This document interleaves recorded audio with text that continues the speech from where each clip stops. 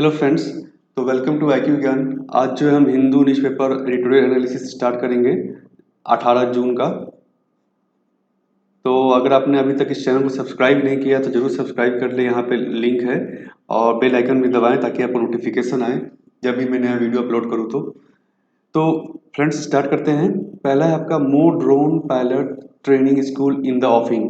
तो ये जो है बेसिकली ड्रोन जो होते हैं उसके बारे में है। ड्रोन को और जो है ना ईजी किया जा रहा है। DGCA ने नया रेगुलेशन निकाला है कि और लोगों को ट्रेनिंग दी जा सकेगी और जो एजेंसीज है उनको परमिट दिया जा सकेगा। तो बेसिकली इसी के बारे में है ये। तो ड्रोन्स का इसमें हमें देखना है कि ड्रोन्स का क्या इंपॉर्टेंस है। तो ये हमें रखना है, इसको ध्यान में रखना है basically exam point of view से कि ड्रोन्स कितने तरह के होते हैं और उसका क्या एडवांटेज है। तो इसमें बहुत सारा अपॉर्चुनिटी है ड्रोन्स को लेकर। लॉजिस्टिक एरिया हो, एग्रीकल्चर हो, ई-कॉमर्स में डिलीवरी के लिए, एरियल फोटोग्राफी हो गया, लॉ इन्फोर्समेंट हो गया जो अभी भी हम देख रहे हैं। तो ये सब है ड्रोन का एडवांटेज, ड्रोन का जो एप्लीकेशन हम कर सकते हैं। इसमें और जो एडवांटेज होगा कि लोगों को है ना उस पर कोर्स सर्टिफिकेट मिलेगा जिससे वो रोजगार पा पाएंगे, एक नया वेंचर खुलेगा एम्प्लॉयमेंट का। उसके बाद जैसे हमने देखा law and order to been used for adhering monitoring adherence to physical distancing orders. ये अभी यूज हो रहा है हमारा लॉ एंड ऑर्डर में कि फिजिकल डिस्टेंसिंग देखने के लिए बहुत सारी स्टेट गवर्नमेंट इसको यूज कर रही है। उसके बाद to spray pesticides in area infested with locust. Locust में ऑलरेडी हम इसको जो एजेंसीज हैं इसको यूज कर रही हैं पेस्टिसाइड स्प्रे करने के लिए। लोकस्ट जो अभी स्प्रे हुआ है आपका वेस्टर्न साइड में। Delivery of goods using drones. तो ये सारी चीज़ ऑलरेडी एप्लीकेशन इसका है और भी इसका जो है काफ़ी अच्छा एप्लीकेशन है फ्यूचर में, जिसको लेकर के इसको जो और रिलैक्स किया जा रहा है ताकि ज़्यादा से ज़्यादा लोग जो है फर्म्स जो है उनको परमिशन दिया जा सके, उनको ट्रेनिंग दी जा सके इसका यूज करने का। तो इसके बारे में डिटेल में यहाँ रखा है। बेसिकली ड्रोन्स होते क्या हैं, अगर आपको है ना ये पेपर आपका बेसिकली GS पेपर 3 में काफ़ी हेल्प करेगा। साइंस एंड टेक्नोलॉजी जो है आपका, और इसका एप्लीकेशन जो है वाइड एप्लीकेशन है तो उसको अभी पूछा जा सकता है। ड्रोन जो बेसिकली DGCA जो डिफाइन करता है कि रिमोटली पायलटेड एयरक्राफ्ट, मतलब रिमोटली, जैसे आपको खिलौना चलाते हैं हम लोग तो रिमोट वाला खिलौना होता है, उसी तरह से ड्रोन जो है रिमोट से आप उसको कंट्रोल कर सकते हैं, उड़ा सकते हैं। Unmanned aircraft piloted from a remote pilot location. Unmanned मतलब इसमें कोई भी आदमी नहीं होता है, छोटा एयरक्राफ्ट होता है। जैसा आप पिक्चर देख सकते हैं यहाँ पर, ये पिक्चर है ड्रोन का, ये जो आप देख रहे हैं। तो इसको जो है आप है ना रिमोट, कहीं दूर से जो है रिमोट से उसको ऑपरेट किया जाता है। बेसिकली इसमें CCTV भी होता है, कैमरा भी होता है, उसको सेंसर्स होते हैं। तो और अनमैन्ड इसमें कोई आदमी नहीं होता है, आदमी इसको चलाता नहीं है। तो ये सब कंपोनेंट बेसिकली देखें तो रिमोट पायलट लोकेशंस हो गया, आपका कमांड हो गया, कंट्रोल लिंक्स हो गया, ये सब इसका कंपोनेंट है। DGCA ने इसको डिवाइड किया है 5 कैटेगरी में। ये आप ध्यान रखें, बेसिकली सब्जेक्टिव आंसर में आपको काम आएगा लिखने के लिए। नैनो हो गया बेस्ड ऑन केजी, वेट जो है आपका उसके बेसिस पर 250 ग्राम तक का नैनो रखा गया। फिर माइक्रो है, स्मॉल कैटेगरी है, मीडियम है, लार्ज कैटेगरी है। तो ये कैटेगरीज है ड्रोन्स का। इसके बेसिस पर ये कैटेगरी क्यों की गई है, क्योंकि इसके बेसिस पर जो है DGCA उनको परमिट देगा और उन पर रेगुलेशन रखेगा कि भाई इस कैटेगरी के लोग अगर है, नैनो कैटेगरी का ड्रोन है तो उसको है ना कुछ ज़्यादा रेगुलेशन का सामना करने की जरूरत नहीं है। वो कम दूरी तक उड़ सकता है, लिमिटेड उसका एरिया जो होगा उड़ने का वो लिमिटेड होगा। तो ये सारी चीज़ें जो है इस कैटेगरी के बेसिस पर परमिट दिया जाएगा। इसके साथ ही साथ जो है 2018 में basically digital sky platform launch किया गया था DGCA के द्वारा। ये बेसिकली क्या है कि इसको ऑनलाइन करने के लिए जो परमिट है, जो लोग जो है प्राइवेट एजेंसी है, जो पायलट हैं उनको परमिट चाहिए कि ड्रोन उड़ाने के लिए, तो वो जो है ऑनलाइन रजिस्ट्रेशन करा सकेंगे और लाइसेंस ले सकेंगे। तो ये ऑनलाइन करने के लिए ये प्लेटफॉर्म है, इसको भी आप ध्यान रखें प्रीलिम्स पॉइंट ऑफ व्यू से, ऑब्जेक्टिव पॉइंट ऑफ व्यू से कि भाई डिजिटल स्काई प्लेटफॉर्म किस चीज़ के लिए है, किस चीज़ से रिलेटेड है, तो ड्रोन से रिलेटेड है। अब हम बात करते हैं एप्लीकेशन की। एप्लीकेशन कुछ तो हमने देखा न्यूज़ में, और उसके अलावा एग्रीकल्चर में और भी आपका डेटा गैदर करना है। मान लीजिए एक एरिया का, फील्ड का, तो वो जो लोग जाएंगे उससे अच्छा है ड्रोन से आप वहाँ का डेटा ले सकते हैं, कहाँ पे कितनी क्रॉपिंग है, कितना है ना वहाँ पे अगर सूखा आया तो कैसा है, बाढ़ आई है तो वो कैसा है। स्प्रे मेडिसिन पेस्टिसाइड हमने अभी देखा जो लोकस्ट के केस में एप्लीकेशन है इसका। हेल्थ केयर में जो आपका है कि ड्रग आप डिलीवर कर सकते हैं, ब्लड डिलीवर कर सकते हैं, टेक्नोलॉजी डिलीवर कर सकते हैं रिमोट एरिया में जहाँ पे डॉक्टर या मेडिसिन जो नहीं अवेलेबल है, इसके लिए काफ़ी एक डिवाइड जो है वो कम किया जा सकता है। डिजास्टर के केस में काफ़ी हेल्पफुल है सर्विलेंस करने के लिए। जैसे हमने कहा कहीं पे बाढ़ आया है, कहीं पे भूकंप आया है, तो वहाँ पे जो अगर लोग नहीं आ सकते हम लोग, बहुत बार होता है कि जो रोड टूट गया होगा, वहाँ पे कनेक्टिविटी टूट गई है, तो उसमें लोग नहीं, हम आदमी जा सकता है, तो उसमें क्या है, आप ड्रोन्स के थ्रू उसको सर्विलेंस कर सकते हैं, विक्टिम्स को लोकेट कर सकते हैं, भाई कहाँ पे विक्टिम है, उसको एड पहुँचा सकते हैं उसको हम, कि भाई उसको खाना क्या चाहिए, तो लोकेट करके एग्जैक्ट लोकेशन एटीट्यूड लॉन्गिट्यूड पे हम उसको जो ज़रूरत का सामान उसको पहुँचा सकते हैं। अर्बन प्लानिंग में काफ़ी इसको यूज किया भी गया है, mapping, survey of land, land survey करने के लिए भी कैसे प्लान करना है।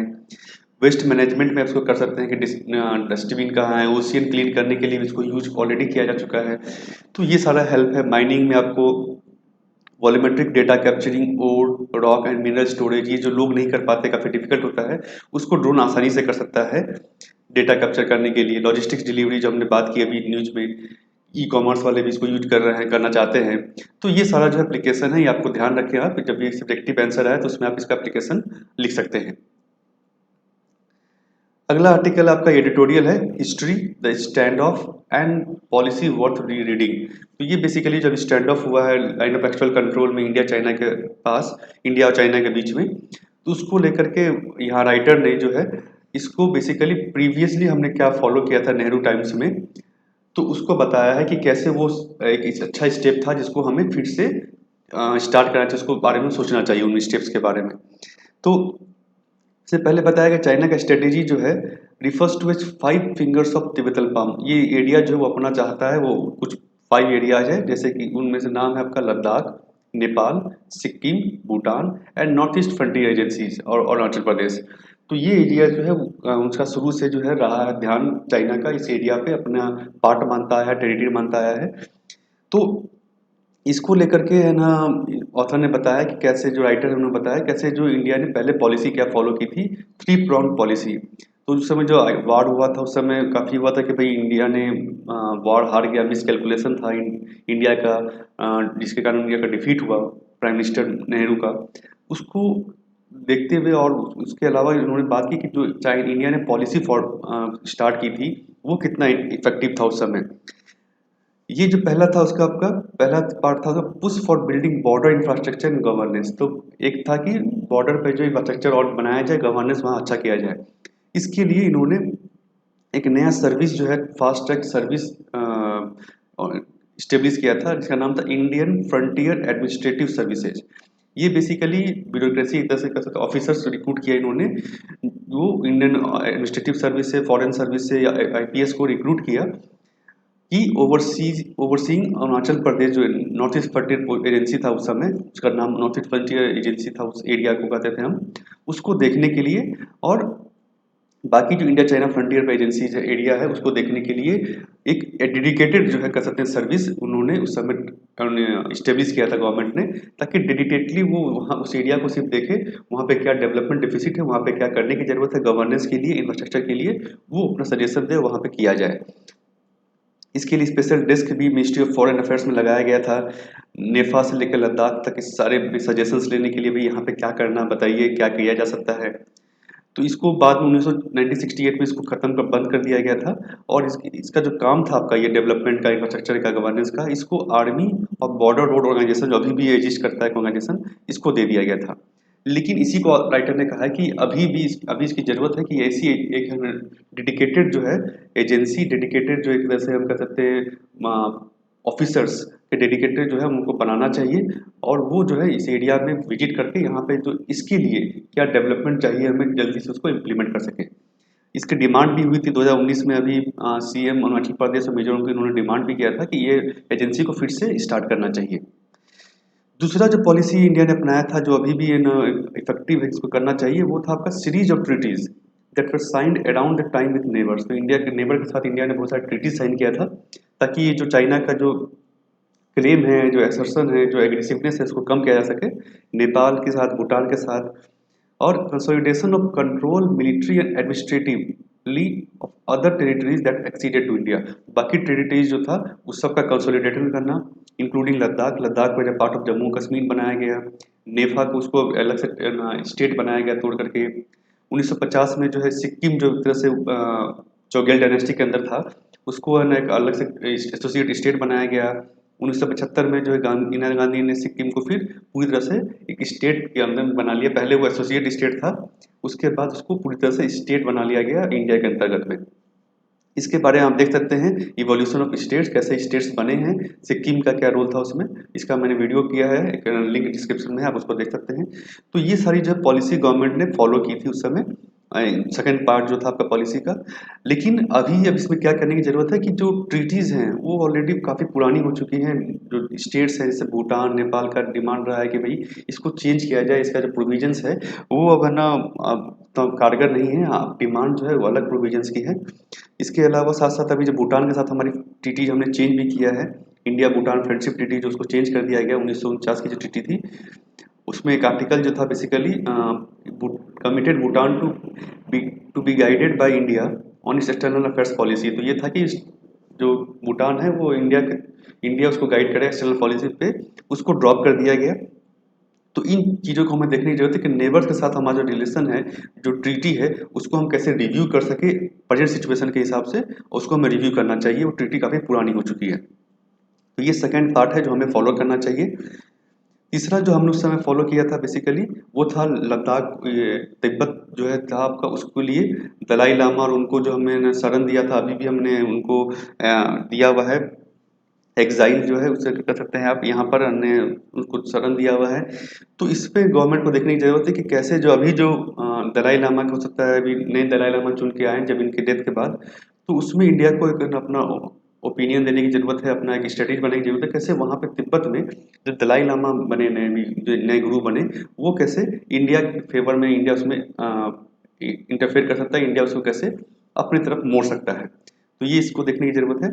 फाइनली जो रिवाइजेशन हुआ था अभी जम्मू कश्मीर का, उसको लेकर के चाइना ने पहले भी एक स्टेटमेंट दिया था कि भाई ये गलत है, ये इंडिया चाइना का टेरिटरी है, लद्दाख जो है इसको इंडिया चेंज नहीं कर सकता। तो इस चीज़ों को देखने की जरूरत है इंडिया को कि चाइना का जो स्टेक है बेसिकली पीओके में और जो है ना आपका लद्दाख में रीजन्स में, जो चाइना पाकिस्तान इकोनॉमिक कॉरिडोर है, तो इसको देखते हुए इंडिया को अपने स्ट्रेटेजी, जो फॉरेन पॉलिसी स्ट्रेटेजी, उसको देखने की जरूरत है, रिव्यू करने की जरूरत है कि कैसे जो हम पुराने स्ट्रेटेजी को अपना नहीं सकते हैं, हमें उसको धीरे धीरे चेंज करना है अपने नेबर के साथ, अपने डेवलपमेंट को लेकर उस रीजन्स में, जो बॉर्डर रीजन्स हमारा। दलाई लामा की जो बात हुई इसके बारे में बता दूं कुछ डिटेल। ये दलाई लामा जो बेसिकली तिब्बतन गुरु होते हैं वहाँ पे डिफरेंट स्कूल है अपना जो बुद्धिज्म का। उसमें जो येलो हेड स्कूल है, जो येलो है, जो सबसे ज़्यादा इंपॉर्टेंट स्कूल है वहाँ पे जो माना जाता है, उसके ये जो है बेसिकली हेड होते हैं दलाई लामा। अभी जो दलाई लामा है, 14th दलाई लामा, उनका नाम है आपका तेंजिंग ग्यात्सो, जो इंडिया में भी रहते हैं। और ये दलाई लामा को basically believe to manifestation of Avalokiteshvara और चेंजिंग बौद्धिस्तवा का जो एक तरह से रूप माना जाता है। बौद्धिस्तवा अपनी हिस्ट्री में पढ़ा होगा, कल्चर में, आर्ट कल्चर में, ये महायान बुद्धिज्म में होता है कि वैसे लोग जो कि फिर से जन्मे हैं, ताकि जो लोग हैं उनकी जो कष्ट है, जो लोगों का उनके सफरिंग जो उनको कम किया जा सके, और उनको दूसरे लोगों को इनलाइटनमेंट जो है प्रदान किया जा सके। ऐसे लोगों को हम कहते हैं बुद्धिस्टवा, बुद्धिस्ट में। तो ये दलाई लामा के बारे में आपको आर्ट एंड कल्चर में हेल्प करेगा। तो ये है आपका एडिटोरियल आर्टिकल कि हमें बेसिकली क्या हमने स्टेप लिया था, उसको कैसे हमें और फिर से और अच्छे करने की ज़रूरत है। इन स्टेप्स को हमें भूलने की ज़रूरत नहीं है, इन सारे स्टेप्स को फिर से हमें रीड करने की ज़रूरत है, फिर से उसको हमको चेंज करने की ज़रूरत है अकॉर्डिंग टू टाइम्स। नेक्स्ट जो आपका एडिटोरियल है वो है prescription of equitable and effective care. तो ये बेसिकली जो अभी कोविड के समय में जो कैसे हम प्राइवेट सेक्टर्स को, अभी जो बहुत सारा हम देख रहे हैं कि हॉस्पिटल में बेड अवेलेबल नहीं है, लोगों को एडमिशन नहीं हो रहा है हॉस्पिटल में, तो इसको देखते हुए इन्होंने राइटर ने कुछ अपना स्टेप्स दिया है कि कैसे हम प्राइवेट सेक्टर हॉस्पिटल्स को भी इन्वॉल्व करना चाहिए। तमिलनाडु का भी इन्होंने एग्जाम्पल दिया है एक तरह से। तो उसमें कुछ है ना इन्होंने अपना व्यू रखा है कि need to pull together the resources of public and private sector. तो प्राइवेट सेक्टर का रिसोर्सेज को भी हमें यूटिलाइज करने की जरूरत है इस इमरजेंसी के समय में। यहाँ बताया गया सीरियस इलनेस वाले लोगों को बेसिकली जो मेन जो ट्रीटमेंट चाहिए कोविड के लिए, बहुत लोग तो, ज़्यादा लोग तो माइल्ड सिम्टम के होते हैं जो कि घर पे ही ठीक हो सकते हैं, जिनको बाकी को लेकिन क्लिनिकल मॉनिटरिंग चाहिए, जो जो सीरियस हैं, ऑक्सीजन सपोर्ट चाहिए, तो इनके लिए हमें देखने की ज़रूरत है कि बेड्स जो है अवेलेबल है कि नहीं है, और उसके लिए हमें प्राइवेट सेक्टर को यूज करने की ज़रूरत है। Good supportive care for sick patient essential in preventing death, तो डेथ के लिए काफ़ी ज़रूरत प्रिवेंट करने के लिए ये सर्विलेंस जो है सही से हो। उसके अलावा hospital services have to focus on in patient management of moderate and severe pneumonia, prioritising intensive care unit. Intensive care unit bed जो है उसको प्रायोरिटाइज करने के लिए ऐसे लोगों के लिए जो कि सीरियस है उनको ज़्यादा बेड दिया जाए, ऐसा नहीं कि बेड ऐसे है ना आप उसको दूसरे लोगों को दें। उसके अलावा जो और करने की ज़रूरत है कि भाई जो स्टिग्मेटाइजेशन हो रहा है कि जो लोग हॉस्पिटल नहीं जा रहे हैं बहुत लोग, इसलिए क्योंकि उनको लगता है कि अगर हॉस्पिटल जाएंगे तो लोग उनको उनसे दूर हो जाएंगे, घर आएंगे वापस तो लोग उनसे मिलेंगे नहीं क्योंकि उनको कोविड हुआ है। तो इसको देखते हुए पब्लिक में एक फियर है कि वो हॉस्पिटल नहीं जा रहे हैं, अगर उनको बीमारी भी हो रही है तो वो हॉस्पिटल नहीं जा रहे हैं। इसको देखते हुए क्या करने की ज़रूरत है कि भाई एक तो आपको हॉस्पिटल्स को ना कम कॉस्ट पे, सही कॉस्ट पे लोगों को उपचार करने की ज़रूरत है ताकि लोग हॉस्पिटल आएँ, इलाज कराएँ।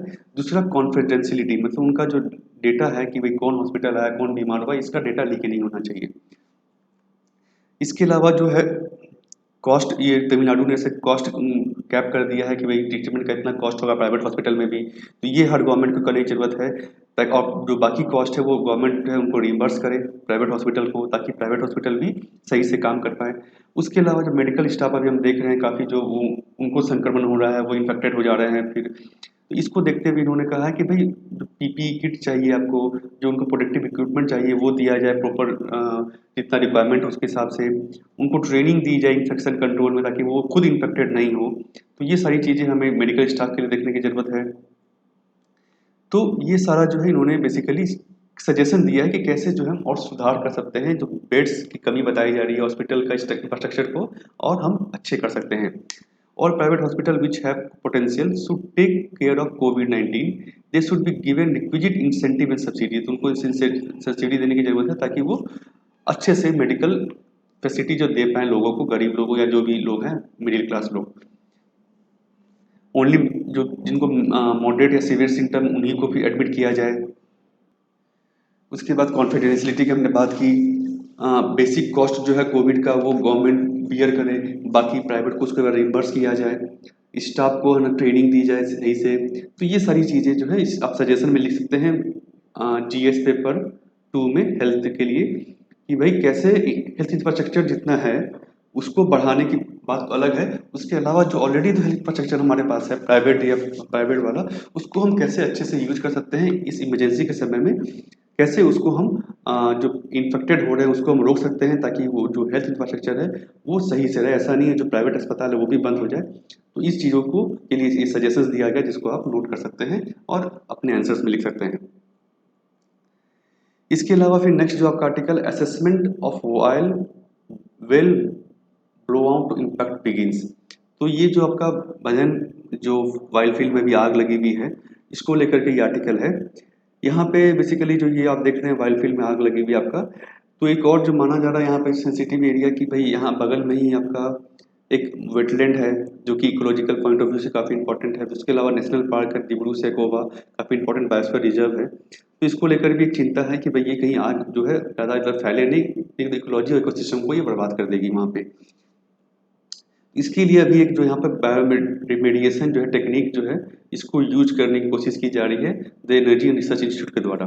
बायोरिमेडिएशन क्या है बेसिकली ये आपको जानना है, ये आपको इन्वायरमेंट जो टॉपिक है आपका जीएस पेपर 3 में और प्रीलिम्स में ये काफ़ी आपको ये इंपॉर्टेंट है।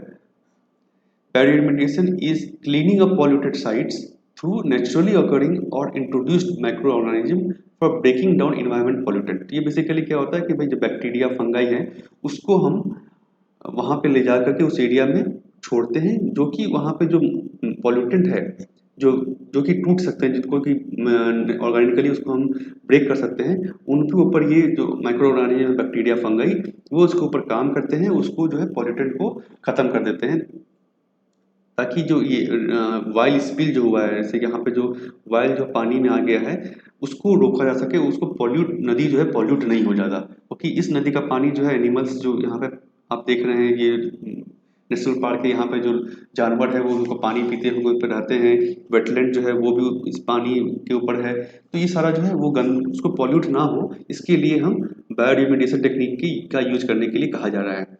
इसका एडवांटेज है जिसको हम देखेंगे अभी नीचे में। तो ये बेसिकली इसमें दो टाइप होते हैं बायोरिमेडिएशन में, एक होता है इन सितु, दूसरा हो गया एक्स सितु। इन सितु मतलब क्या है कि यहीं पर इस एरिया में बैक्टीरिया बाहर से लाया जाएगा और यहाँ पे छोड़ दिया जाएगा ताकि वो यहीं पे काम कर सके। एक्स सितु में क्या हुआ भाई, हम यहाँ का पानी जो है पॉल्यूटेड जो वाटर है, पॉल्यूटेंट जो है, इसको हम लैब में ले जाएंगे, लेबोरेटरी में, वहाँ पे जो बैक्टीरिया उसको हम वहाँ पे बैक्टीरिया में डालेंगे ताकि वो वहाँ पे वो डिकम्पोजिशन होगा। तो ये दो तरह का होता है। इन सितु मतलब होता है आपको कहीं भी आपको इन सितु है तो आप समझ ले इन सितु मतलब उसी लोकेशन पे। एक्स सितु मतलब कि भाई आप वहाँ उसको कहीं और ले जाकर लेबोरेटरी में जाकर उसको कर रहे हैं, तो एक्स सितु कहलाएगा। तो इसके अलावा हम देख लेते हैं ये जो डिब्रू सैखोवा है, ये बेसिकली नेशनल पार्क जो है ये लोकेटेड आपका डिब्रूगढ़ और तिनसुकिया डिस्ट्रिक्ट में, आसाम में। ये बायोस्फीयर रिजर्व है, इसको 1997 बायोस्फीयर रिजर्व बनाया गया था, जो कि काफ़ी इंपॉर्टेंट, इसका मतलब ये नेचुरल आपका पार्क है। ये इसमें जो रिवर्स फ्लो करता है आपका ब्रह्मपुत्र लोहित रिवर है नॉर्थ में और डिब्रू रिवर है साउथ में। तो इसीलिए ये आप ज्योग्राफी पॉइंट ऑफ व्यू से भी याद रखें, आप बहुत आप प्रीलिम से क्वेश्चन आता है कि कौन सी रिवर इसका बाउंड्री है, इसको इस नेशनल पार्क को आप आइडेंटिफाई कीजिए या इसके जो बाउंड्री है वो रिवर कौन सा है। इसके अलावा ये इंपॉर्टेंट बर्ड एरिया भी है, मतलब कि काफ़ी यहाँ बर्ड्स भी आते हैं माइग्रेट करके या ऐसे, तो इस हिसाब से भी काफ़ी बायोलॉजी इंपॉर्टेंट है बायोडाइवर्सिटी पॉइंट ऑफ व्यू से। और यहाँ पे जो फेमस एनिमल है वो आपका white wing wood ducks and feral horses. तो ये इंपॉर्टेंट यहाँ का बेसिकली आप कह सकते हैं एनिमल्स है जिसको कि देखने लोग आते हैं, फौना। उसके अलावा वेटलैंड की बात हुई है, मगुड़ी मोत्तापुंग वेटलैंड, ये इसी का पार्ट है एक तरह के बायोस्फीयर रिजर्व का।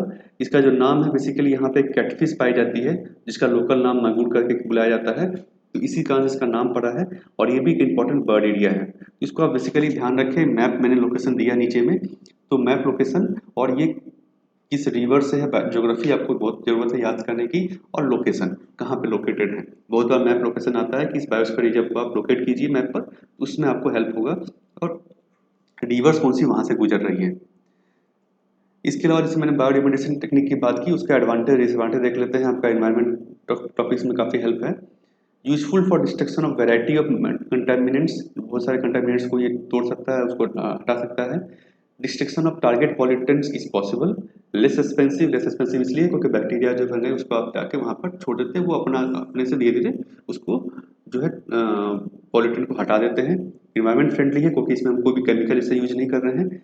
लेकिन इसका डिसएडवांटेज क्या है या लिमिटेशन क्या है कि सिर्फ और सिर्फ बायोडिग्रेडेबल कंपाउंड जो है वही जो है उसके थ्रू खत्म हो सकता है। बाकी सारे कंपाउंड जो है उनको आपको केमिकली ही उसको आपको डिग्रेड करवाना पड़ेगा, और इसमें टाइम जो है लंबा टाइम लगता है क्योंकि बैक्टीरिया फंगाई अपनी रफ्तार से काम करते हैं, तो धीरे धीरे जो है वो होता है, तो टाइम टेकिंग है। तो ये आपका एडवांटेज डिसएडवांटेज हो गया। ये आपका मैप है, ये वाइल्ड फील्ड है, ये आपका डिब्रू सैखोवा नेशनल पार्क है, और यहाँ पे आपका ये आप देख रहे हैं ब्रह्मपुत्र रिवर, यहीं पे आपका जो है वेटलैंड है आपका। तो ये काफ़ी इंपॉर्टेंट है आपका इकोलॉजिकल पॉइंट ऑफ व्यू से। तो फ्रेंड्स ये था आपका आज का हिंदू एनालिसिस। तो अगर आपको वीडियो अच्छा लगा तो ज़रूर लाइक करें यहाँ पर आप, और फ्रेंड्स के साथ शेयर करें, और इस चैनल को सब्सक्राइब करना मत भूलें। सब्सक्राइब करने के बाद आप बेल आइकन दबाएं, बेल आइकन आपको आएगा, बेल आइकन को दबाएं ताकि आपको नोटिफिकेशन जो है मिल जाए। और आप मुझे सोशल मीडिया पे भी फॉलो कर सकते हैं, ये मेरा सोशल मीडिया अकाउंट्स है, फेसबुक, ट्विटर, इंस्टाग्राम और टेलीग्राम पे आप मुझे लाइक कर सकते हैं, फॉलो कर सकते हैं। थैंक यू फ्रेंड्स, आज के लिए इतना ही। आप मेरा पॉलिटिकल लेक्चर्स है वो आप मुझे देख सकते हैं यूट्यूब पे। Thank you friends.